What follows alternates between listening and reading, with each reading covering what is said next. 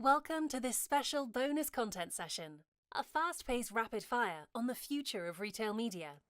To kick us off, please welcome the founder and co-host of the FMCG Guys podcast, Daniel Torres-Dwyer. Hello everybody, thanks for joining us in this rapid fire session, which is a first here at Shop Talk. I'm clearly branded because I'm wearing a special Shop Talk jacket for the session, and this will actually be a live episode, so we're actually recording an episode on the go. And I wanted to welcome our guest today. Please come on. We have, come on please. We have Katrina Smart here, who is the VP of Digital Commerce for Mars United Commerce in Europe, a world leader in retail media consultancy and research, and she's worked agency side and on in-store media for over a decade, working hands-on with grocers and CPGs, and is focused on accelerating the retail media industry. Next to her, we have Alexis Marcom. Did I pronounce that well, more or less? Perfectly. Okay. Perfect. Who is the CEO of Unlimitail, a joint venture between Carrefour and Publicis Group. Leveraging his background in media and tech, Alexis has led Unlimitail from its inception and drives its strategic vision to deliver innovation in retail media. Prior to founding Unlimitail, Alexis served as the MD for Carrefour Links. And last but not least, definitely, we have Rudy Schneider, who's the Director of Advertising for Europe at Amazon, where he leads a sales team of retail media experts to empower brands through innovative, data-driven strategies. He has over 25 years experience in marketing and sales across digital, telco, and media industries. Thanks for having me. Thanks for joining and thanks for daring as well to come on with me. You know, I'm always a bit unpredictable, never know what's gonna happen. No pressure. No pressure, eh? But well, we have an amazing set of, thanks everyone for joining as well. And we have an amazing set of questions here. It's gonna be very quick, questions about retail media, so let's start. So, about the future of retail media specifically. So, in the future, will we stop talking about retail media and see it as part of the broader media mix? And there's a timer for each question. So, who wants to start? Alexis. Let's go. So, honestly, I think that the difference will remain because media, it's all about audiences and touch points. So it's just a way of transmitting a message. Whereas retail media, it's about retail data. It's all about processing data, processing audiences, targeting, and deterministic data. So definitely, we are using media in retail media for what it is, a way to deliver our message, nothing else. I would completely agree with that as well. It can never truly be just media because there is such a commercial aspect to retail and retail media. And I just don't think you can forget that if you're buying in a kind of publisher agnostic world that media is bought in. I believe the question should rather be, what's the future of advertising? Okay, let's go into it. And at Amazon, we believe that the future of advertising is creating a holistic supply strategy. A holistic supply strategy that spans the full funnel, but also connects the open internet and retail media, and leverage on AI to do that. My favorite analogy is always a football team. Daniel, you might have heard of it. Think of a retail media strategy as a successful football team. And conversion-based ad formats like sponsored products are the striker. And you need a good scorer to win the game. But it's really challenging to win the game with 11 strikers. And therefore, you need players all over the pitch. And this is exactly how a retail media strategy works. Interesting. So, do you think, because I know that some retail media networks are kind of being conceived as like a media channel, do you think that's not very realistic in the long term? I would say that actually it's more about that growth of self-serve and being able to be, how easy the media is being bought in that perspective. And in that case, you will go a bit more apples to apples with media in terms of being able to buy, measure, in such an easy way. However, there will still be that kind of 20% or so that needs to have the commercial conversation, which retail media involves. Excellent. So let's go to the next question since we're here. How will, I love this one. How will measurement be solved and standardized? And when will incrementality be proven? I mean, it's two questions really. So let's go for it. Rudy. I believe that the future of success measurement is a holistic approach. And this requires that measurement goes far beyond ROAS and last touch attribution. Like with solutions like Amazon Marketing Cloud as an example, you can measure success across the entire funnel and really see how your marketing activities are working along the customer journey. And I think that's important to see how every activity is contributing to your success, as opposed to last click attribution, for example. What do you think, Alexis? Standardization? Yeah, no, honestly, it's interesting to see that everyone speak about standardization, but can you measure in the same way Samsung TV sales and yogurt sales? For sure not, because frequency is quite different. The lifetime, the customer lifetime value has to be taken into account, because when you sell yogurts or things like this, you come twice a week buying it. Then, in fact, when you recruit one customer who's loyal for your product for more than 2 years, the cost, if you consider it for just one purchase, has no sense. When it comes to building the lifetime value, you have something different. But you cannot build it only online, especially when you come to food, because you have 10% of your sales that are online, but still 90% that are in store, which means that you need to be able to process some data, to have some loyalty card to work on it. It means that omni-channel will be the key more than incrementality. Incrementality is already a reality. We do it always. The only limit to incrementality is the budget that brand can deliver on one specific product to make sure that the methodology will be relevant. That's all. But it's easy. What would be interesting when it comes to incrementality is to consider incrementality for brands is easy. Incrementality for a retailer is something different. To create the value for a retailer, because for a retailer, substitution can be a point. Oh, I've promoted my yogurt. You sell the yogurt A. Great, you have the incrementality. But for the retailer, without advertising, he would have sold the product B. So how do you measure it?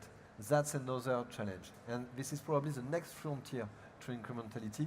It's not for brand, but for retailers. Yeah, because we always talk about it for brands. Yeah. We don't really talk about it. And it's true that if you're buying like a yogurt, the brands do care if you buy their brand or not, but the retailer doesn't really. Maybe he would have preferred to sell this private label, for instance. But also, we're not there with incrementality yet across multiple retailers. So we have, you guys are both leading the way in terms of incrementality measurement. But actually, when you're looking at it, it's incrementality at a retailer, at Amazon. So for a brand, it's the beauty is to be able to see incrementality across multiple retailers, and we're really not there. And standardization won't solve that. That's up to the brands, that's up to agencies, that's up to specific measurement houses to be able to solve that, because not all the retailers are going to work together. You're all not going to sit in a room and data share. Well, I don't think you will anytime soon anyway. So here's a prediction that standardization is not only that it's not going to happen basically, no? Because it will help definitely. But is it with going to KPIs. happen? It will happen to a degree, but it won't solve everything. That's my view. And maybe one point to consider, incrementality is a reality for big players. So I'm able to manage incrementality. I have no doubt you can, but how many players in Europe can do it? Honestly, 5, 6 maximum. Well, and here we'll hear the buzzer for the first time. Here we go. By the way, I don't know if you can hear as well. There are some headphones over there if you couldn't hear as well. Okay, next question. How should brands best structure to engage with RMNs to have a great cooperation? Or let me put it another way, what are brands doing wrong according to the retailers? Or maybe Katrina, you can start since you're in the middle of them as an agency. Yeah, I think there's a lot of back and forth about where retail media should sit. Oh yeah. Future state we're starting to see a lot of brands have retail media COEs, retail media squads, those types of things. I still think it should sit within sales. But I know that that's a big debate and topic. We've seen brands specifically. Yeah, that's not what I'm hearing from other. I know, but then you've seen US brands who have moved it into media and are moving back now, and these are big CPG brands. So I think it's interesting to see where, there's no right or wrong really. I think it also depends on the structure of the organization, but I'd love to get your perspective. I believe that my wish would be that brand teams and e-com teams continue to work closer together. Imagine what happens if they combine their expertise and leverage on their full knowledge. And we can already see this happening with some brands, and they become really successful with this approach. And this requires that they have a shared budget, that they have shared KPIs, and they have combined measurement, which is really important. Let's give an example. Let's assume, it's pure theory, that my on-site advertising is bought by the e-commerce team, that my off-site advertising is bought whether by the marketing department, whether the media agency, whether maybe the media team in the agency, that my in-store advertising, as I'm omnichannel, is managed by the trade team. And it's measured by maybe the data team, maybe the IT team, or maybe the insight team in the advertiser. You see there that we have already 7 people involved into what we are calling an omnichannel play and game. So when it comes to that, of course you need to have the CEO of the company saying, hey, this is important, please improve things. Because when you work your retail media in a proper way, you definitely increase your ability to have power with the same media budget. Yeah. You really invest your money in a better way. So here, in fact, what they should do clearly is to break silos, to align on KPI, and it has to be led by the CEO, and this is definitely where media agency can help, because they have the expertise to already manage the complexity of this big organization. And the big advertiser and big brands are complex organizations, and one of the things that media agency do perfectly well is to align people, because they talk to the CEO. And then it is then everything. And it's really a need that we have. Is there an ego game going on behind the scenes as well between the salesperson, the marketing person? I definitely think so, but I agree with you in terms of being able to have that connectivity within omnichannel. It's so important to have that red thread, and I think that we are doing that. But it's not for every campaign. It's for your big campaigns. It's for your MPD. It's for your big bets that you'll have with a retailer. But it's few and far between. So as a brand, you might be running that 2-3 times a year versus the rest of your retail media budget. So it's about how we can connect the dots all throughout the year to make sure that all of your activity has that red thread going through it. Let me jump on it for 1 second. It means that brands have to reconsider the way they pay their media agency to work in retail media, because it's quite different, and you cannot have a percentage on media spend to pay the expertise that you need for retail media, because it's people that are really expensive, really expert, and you have to pay for it. It's a service that you will not have if you don't pay for that. So I totally agree with you. And I think it's also important that brands start thinking full funnel. Start thinking full funnel. Because I think from the faces that I'm seeing here, that we have a lot of brands here. So yeah, absolutely. And the buzzer. However, once you see how a full funnel campaign is working and that it's working, then both teams will support the full funnel strategy. Yeah, I think it's has a major implication of more agile ways of working, dynamic teams, etc., which goes against classic hierarchies that we've had during centuries, probably. Yeah. Okay, next one. Will AI and automation simplify retail media, or just add more complexity to an already crowded space? Alexi, I think you're keen to answer. Okay, no, why not? Yeah, of course, it will definitely be a game changer, and in almost every way. First, because it will allow everyone, or at least the one who have you need to have structured your data before doing any AI. In fact, if you feed an AI model with garbage data, you will have a turbo garbage out data at the end and nothing good in terms of AI. So you need to have structured your data, to have managed your semantic approach to make sure that you can use it. Once you have done it in the right way, it will be a game changer to process insight directly and automatically. Then to directly and automatically process audiences, to manage campaign, optimize it directly and in the flow. So it will change absolutely everything, and you will just have to ask what you want to your agent, and it will be delivered. It's not for next year, but probably between the next 18, 24 months, we'll have really things that will work. Yeah, I think we're in a day and age, and planning more than 2 years is kind of unrealistic as well. Yeah. No? Yeah, I think it's already starting. It's starting. And AI will help brands to achieve better results with the existing resources. And the challenge is how to use AI and when to use it. And AI will help smaller brands as well. It will help smaller brands with limited knowledge to go full funnel. And bigger brands to take on a pioneering role and experiment with AI. Examples are like contextual advertising, something we're introducing right now, which allows an ad message align with the content of a page or a video the user is watching. This is step changing in a way. So this is just the early beginning of AI, but shows the potential.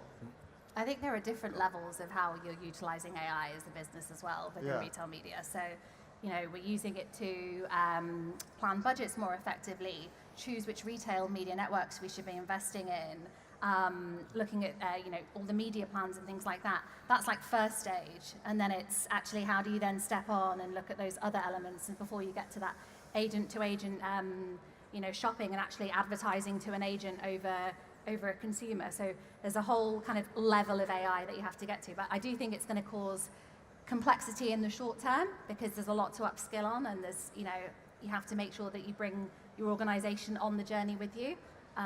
But longer term, it'll be amazing. And you don't think there'll be like a bit of chaos of like agents acting like against each other and all, like, you know what I mean?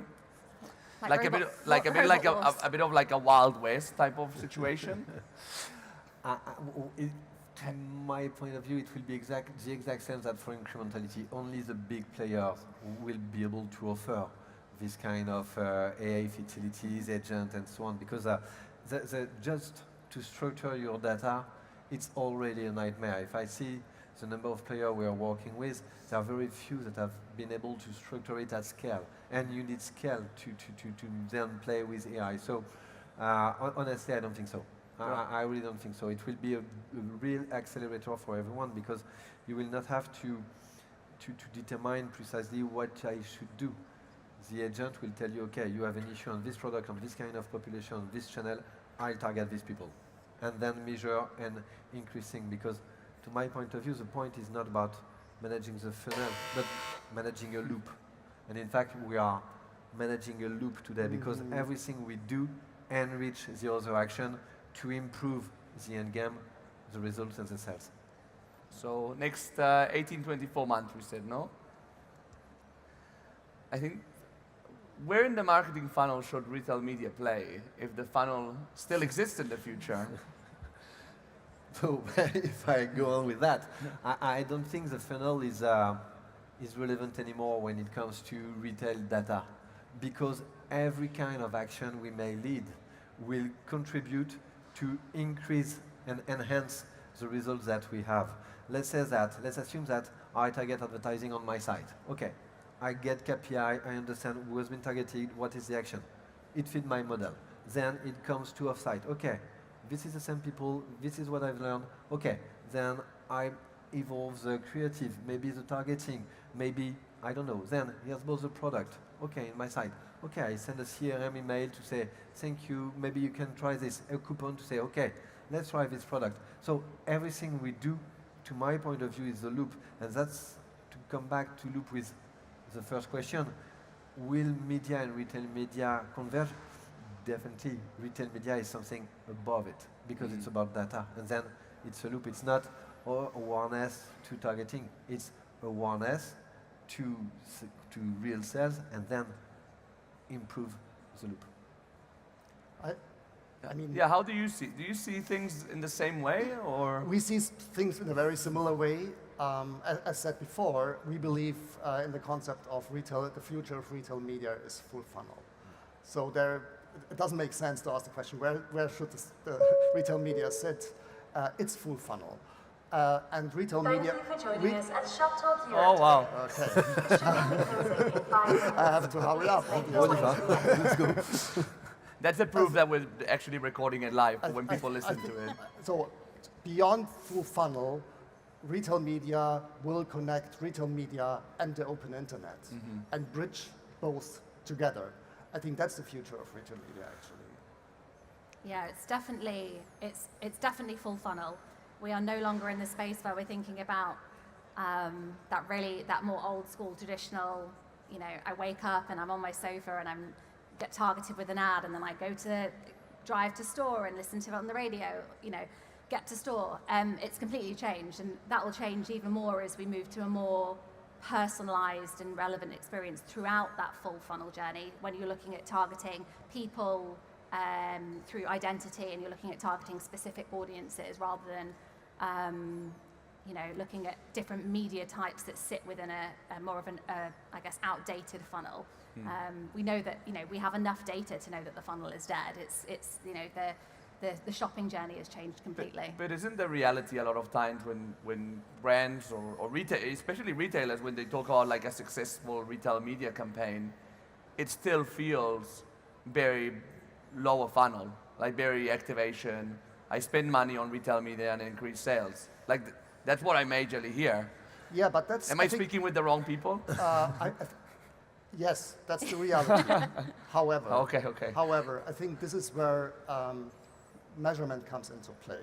Yeah. Because measurement has to show how the different ad formats work together and show the better together of the different ad formats. Just to give you a practical example, we did a meta-analysis of more than 3,000 brand lift studies and saw that video ads combined with display ads achieve a 3 times higher brand awareness lift compared to video alone.